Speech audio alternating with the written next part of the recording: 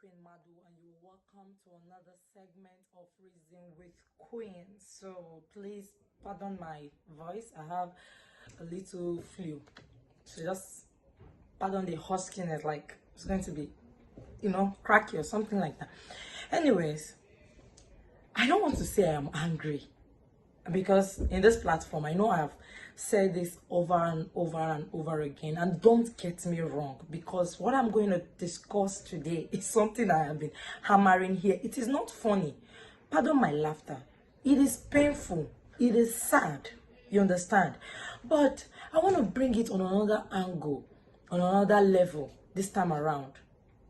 We all have this particular person you just trust, and you are vulnerable towards too. And sometimes this is they take advantage of the vulnerability and do all sort of evil atrocities. This is the case I am bringing to you here.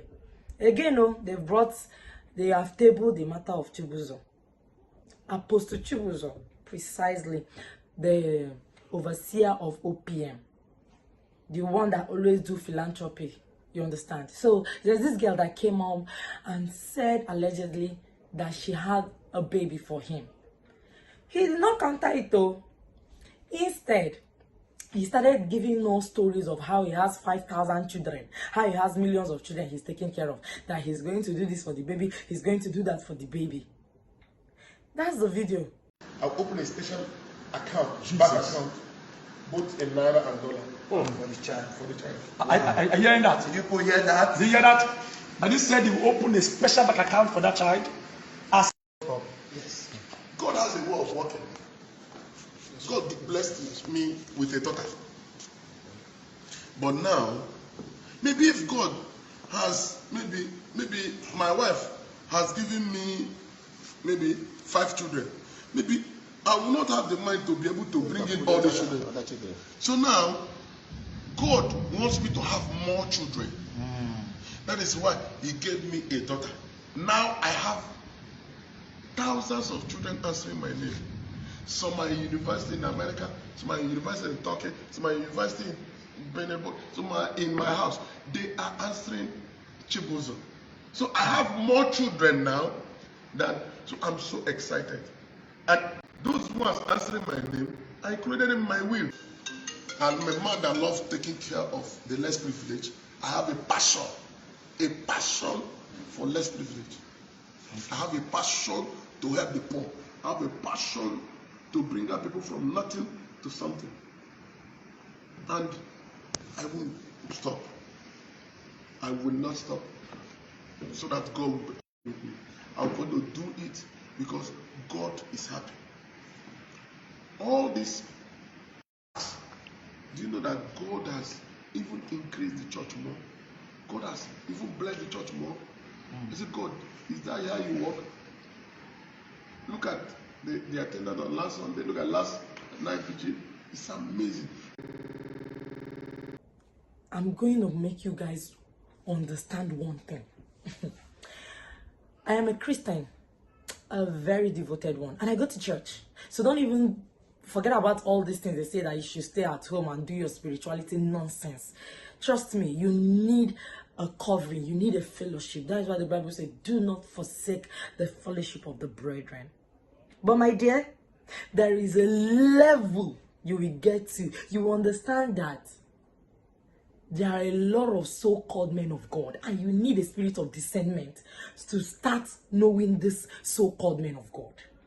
If you listen to this girl's story, you will see how manipulative, evil, condescending this man is. In the room, but I was sweating and I was scared at the same time. So I was like, I don't understand. But Daddy, there is somebody I want to get married to, and you're aware. So why are you actually asking me to do something like this? Why will you ask me to do something like this? What will I tell him? He said you don't have to tell him. He doesn't have to know. You just keep it between us. I was like, Even if you're asking me to go into a relationship with you, what kind of relationship exactly? He said I should come on, I should stop talking like I'm a child. And why am I talking like I don't know what I said, no, I don't want to assume. You have to say what you want. So what kind of a relationship are you talking about?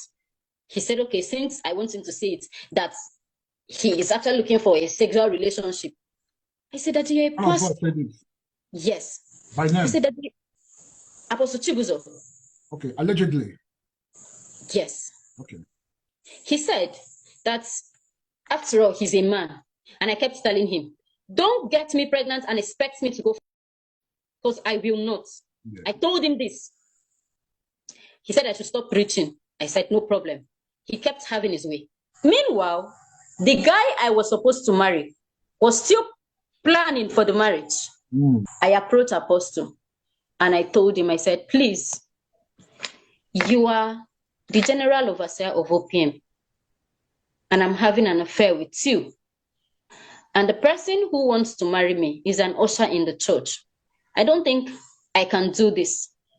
He said, no, if you go ahead with the marriage, what if the guy did not agree? What if people start suspecting? I said, suspect what? I don't want to go ahead with the marriage. This guy is an usher in your church. What do you think? So after the whole end of the day, after this whole affair and everything, I get married to this guy, and then I'll go to church and I'll be looking at the both of you. After the marriage, I left his house. And he continued with someone else. How do you know about that? Fine. We were all in the house, and he had already started having other girls before I left the house. So we all know about this. How did you know? Can you prove to me how you got to know? Allegedly. We talk to ourselves. We all know ourselves, and we talk to ourselves. What's the name of the person? There was Joy Joshua. There was Favor. And they live there. There was other people. Yes, it wasn't one. Yes. 3 months into the pregnancy, someone else got pregnant for him. Someone else? Yes, someone else. By who? What's the name of Joy Joshua. Joy Joshua. Where is she now?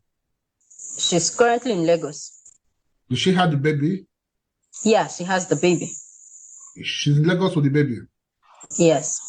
Do you have her contact? I don't have a contact, but currently she has been on my DM these few days. Okay, no, I'm asking you. No, sir. All you're telling me now, I'm going to investigate this matter before I move on. No problem, sir. No problem. He knows how to select his victims. He knows how to penetrate them. He comes with, I will help you. Then he'll now manipulate you into sleeping with you, so that it not look like, how will I put it? He makes you feel like you are doing bad if you don't sleep with him. Whereas sleeping with him is even the most useless thing you're doing with your life. So this is how this kind of people operate. And I am using him as an example because men like this are everywhere. Men that sleep with their house helps, this is how they operate. Men that sleep with their workers, this is how they operate. They come with help, they help you, and the next thing, they start manipulating you, they start guilt tripping you, emotionally blackmailing you into thinking that if you don't sleep with them, you are actually doing something wrong. The painful thing with this girl's story is that she actually had someone she's going to get married to. And trust me, if this girl didn't have the conscience of saying no to that guy she wanted to marry, this man will still wed them. But in the back of my mind, I believe the girl. It's as simple as that. Be careful with this so-called men of God. Be careful. I am not telling you that everybody is like that. No, they are not like that. There are real good men out there. There are men of God that are real men of God. But my point is, why not go to church, listen to the preaching, and go home? Must you have a relationship with these people?